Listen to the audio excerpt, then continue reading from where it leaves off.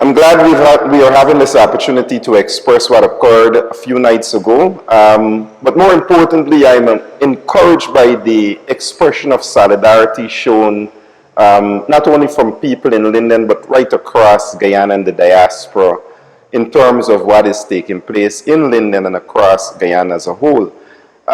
We knew earlier, as this campaign was unfolding, the sort of campaign that the People's Progressive Party had outlined. In fact, the chief architect of the local government on behalf of the People's Progressive Party, the vice president himself, outlined that they were going to ensure that the police was going to be used to pay attention to activists that are on the APNU lists.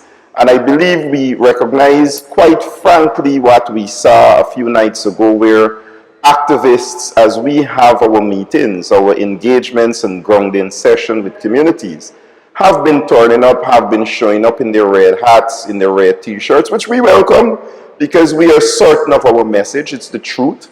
And I believe that has started to energize and get people to be more engaged in what we are doing. And it's offending the People's Progressive Party in Linden. So what we saw a few nights ago is a gentleman coming right up to our meeting, videoing our meeting, and came into our space as inches away as I was on the mic speaking. And a few hours after that, an allegation of assault against my name was made at the Amelia's Ward Police Outpost.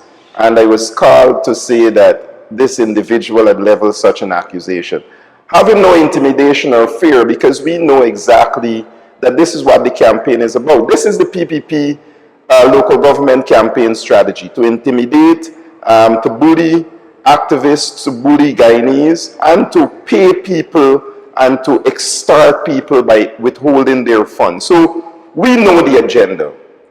And we said to the officer that was on duty that, in essence, this gentleman harassed me, and in essence, for what he is doing, he is in essence defaming my character. And I believe he recognized that he was being misled, and we sympathize with him. He came out, he shook my hand, and I have accepted that. I have accepted it in principle because I recognize that many of our brothers and sisters are being misled. Many of our brothers and sisters are not necessarily doing out of their own free will. So we intend to win hearts, minds, and soul, and I accepted his apology.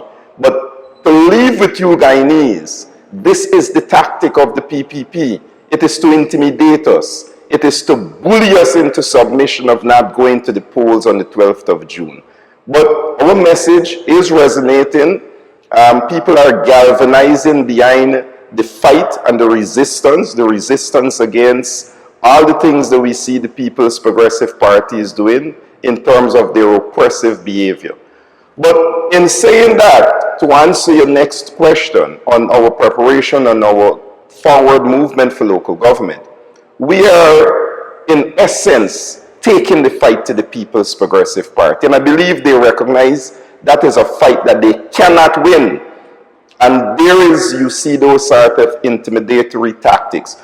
Our campaign is very compact. Our list is very precise in terms of those who we have in terms of representation across the 8 constituencies, 4 in Mackenzie, 4 in Wismar.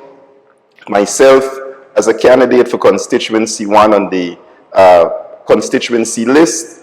Ms. Kisoon is on the constituency list for Constituency 2.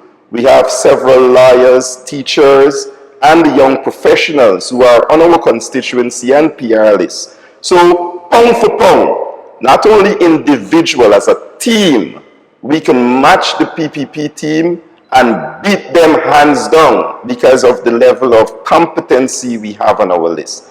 But beyond that, our level of preparation for this campaign has been very organized, mobilized, and energized. And I believe so far, we have put the PPP in a position where what you saw on nomination day represented in essence the facade to psychologically deter our people to believe that we're in this fight.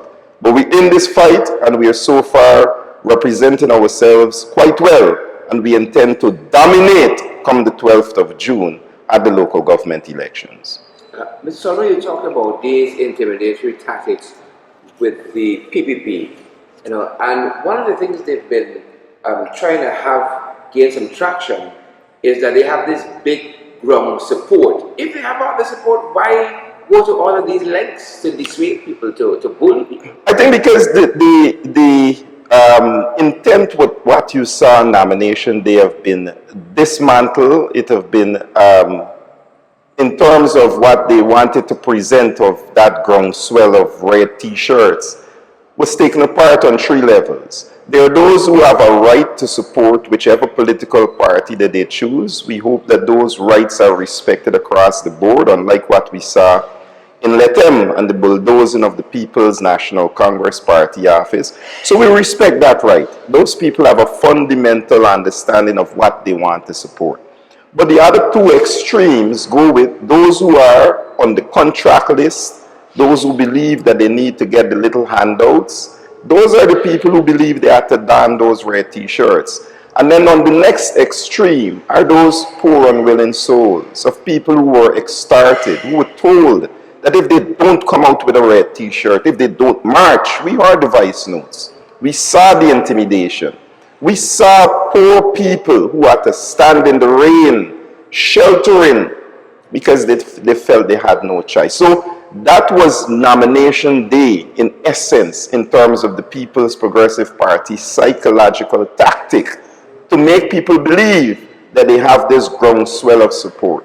But we have dismantled that on those grounds. And I believe now, what you're seeing in terms of their presence in the streets, their ability to command people's interests is no longer there unless they have those 3 positions to extort, to bully, and to intimidate people to support them.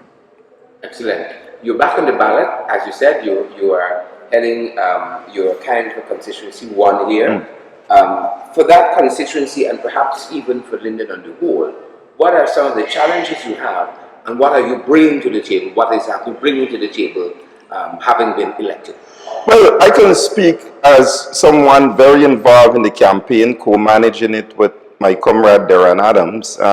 We have several pressing issues across the many constituencies. We can start with my own constituency up front.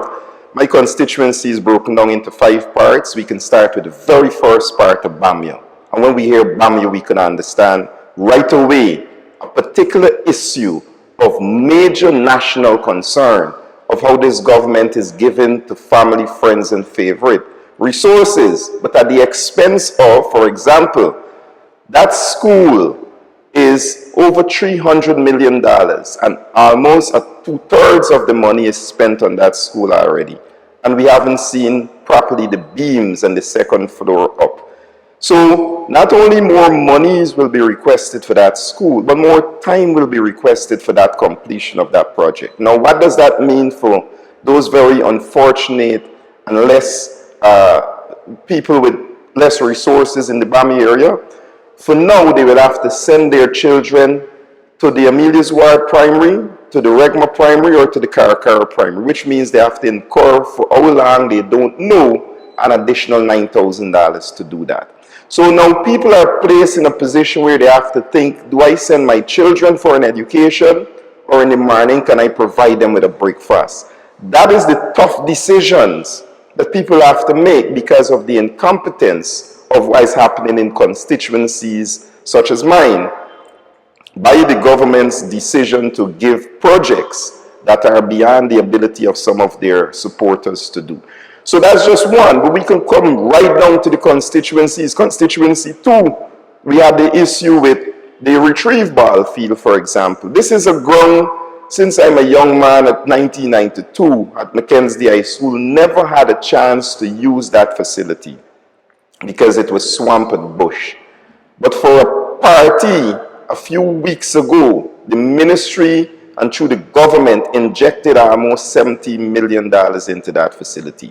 And the point is to make to constituency 2 that the investment is not into people, it is into purpose of government outlining their own agenda and enriching themselves. So The event never came off, so the ground is the way it is. And 17 million was spent, not on people, but on an event. And I want people to appreciate that. Even the infrastructure of the road is done in a pitch-patch manner just to accommodate the event, not considering people were living in a miserable state in Purple Heart Street. We come to Constituency 3, Mackenzie Sports Club, where the government intends to take from the people their cultural center, which have always served multi-purpose initiative, is now going to be controlled or intend to be controlled for one person or one purpose. But the people have started to organize to stop that. And in every constituency we can go on, even in Constituency 8 with the synthetic track, that we see the Minister of Sports, without any shame, is prepared to take credit on the foundation of the previous administration's vision for transformational development in this community.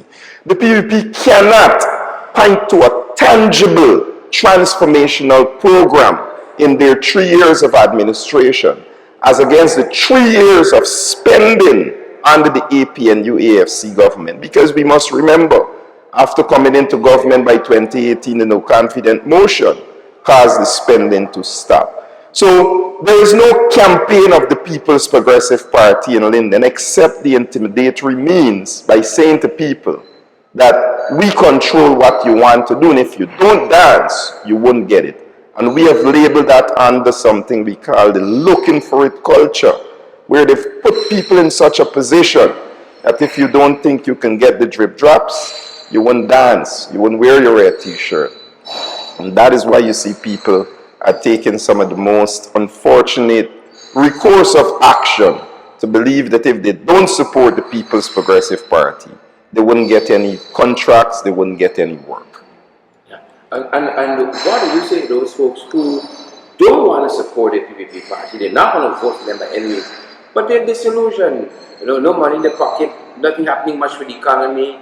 If anything, crime is spiraling. Say, you know, I can stay home. Yes. You know, why is it important for them to come out and vote? No, I think that you made the point, because here is the IMF saying to Guyanese that over the past 3 years, and including this 2023, we're supposed to see in 60+% GDP. And it is in that said IMF report, we are seeing that we have over 50% of our people living in poverty, and a large percent living in abject poverty. What that means is that in this richest country of the world, we found only a few days ago another oil well. Ask Guyanese if they feel attached and connected to the patrimony that should be theirs. No. So that is exactly why they should come out and vote. Because not only on those very macro issues, but the micro issues I spoke about earlier of being able to manage the resources in your community belongs to you.